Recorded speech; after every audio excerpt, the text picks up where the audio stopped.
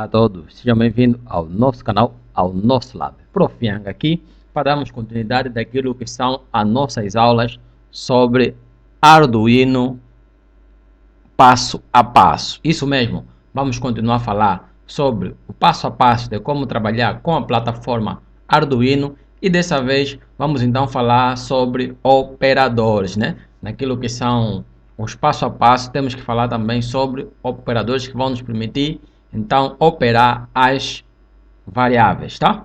Então, na aula passada aprendemos a como interagir um pouquinho com a plataforma Arduino, nesse caso a comunicação serial e mais a interação com os LEDs, vimos isso na aula passada e hoje vamos então trazer mais um conteúdo. Mas antes disso, vamos já falar daquele que é o nosso patrocinador, que é a Weber Home. Isso mesmo, quer comprar materiais barato numa loja barata e em Angola, vai na Weber Home, o nosso patrocinador oficial, aquele que nos disponibiliza sempre os materiais para nós podermos fazer essas mesmas práticas, então, que é a Weber Home. Hoje será uma aula muito mais teórica, né? Então vamos começar a meter a mão na massa, porque vamos falar sobre os operadores. Isso mesmo, vamos continuar a falar. Vamos então falar sobre operadores, o que é um operador, para que serve o Arduino, para que servem os operadores, né? Então estamos a falar que operadores, né? Os operadores, conforme já falamos,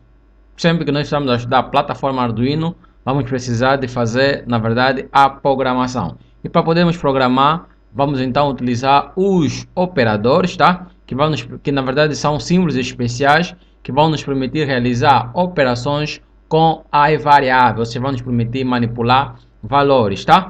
E esses vão nos permitir então realizar cálculos matemáticos, vão nos permitir fazer comparação, vão nos permitir fazer lógica, vão nos permitir manipular dados. Então temos aí uma imagem que vai exatamente trazer isso, né? Então aqui é a CPU, a unidade principal de processamento e controle, e na verdade aqui temos aqui duas informações, né? Temos aqui a memória de dados, também temos então aqui a memória de programa, e é necessário nós podemos então manipular essas informações de um ponto para o outro. Então vamos conhecer os tipos de operadores que existem, tá? Os mais famosos são os operadores aritméticos. Então operadores aritméticos são aqueles que nos possibilitam fazer operações matemáticas, ou seja, operações matemáticas numéricas, como fazer que? Adição, subtração, multiplicação, divisão e resto da divisão. Isso mesmo, dá para saber também qual é o resto da divisão utilizando os nossos operadores. Também temos então aqueles operadores de atribuição, do qual nós já utilizamos muito, né? Temos utilizado muito o atribuidor, a atribuição, né? A atribuição é um dos operadores que nós utilizamos muito já desde há muito tempo, né? Então, quando estamos a aplicar aqui apenas único igual, então estamos a fazer uma atribuição simples. Então temos aí também a atribuição de adição, tá? Adiciona um valor à variável, enquanto que a adição de subtração subtrai um valor à variável. E também temos aí então outro valor que possibilita multiplicar a variável, enquanto o outro permite dividir, enquanto o outro também nos possibilita então ir buscar o resto da divisão. Todos esses são operadores de atribuição. Então temos aí alguns exemplos sobre operadores aritméticos, né? Temos então aí dois números, duas variáveis, né? Temos aqui as variáveis e vimos então ali como aplicar esses mesmos operadores, tá? Na aula prática vamos ver isso com mais detalhes, nesse caso na próxima aula, não na aula de hoje, tá? Hoje vamos ver alguns aspectos mais teóricos, né? Então temos aí 10 mais 3 vai dar 13, né?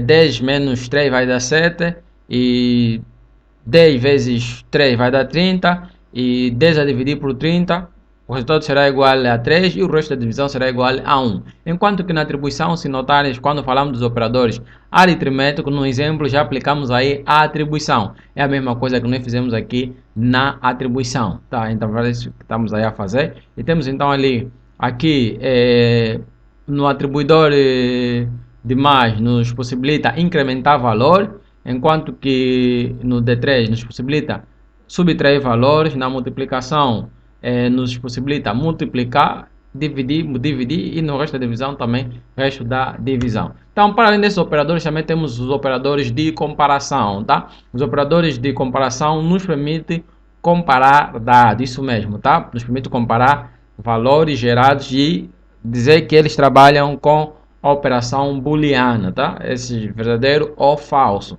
Então temos aí os mais famosos o igual, tá? Dos iguais é um operador de comparação. Não vamos confundir com de atribuição que é apenas um, tá?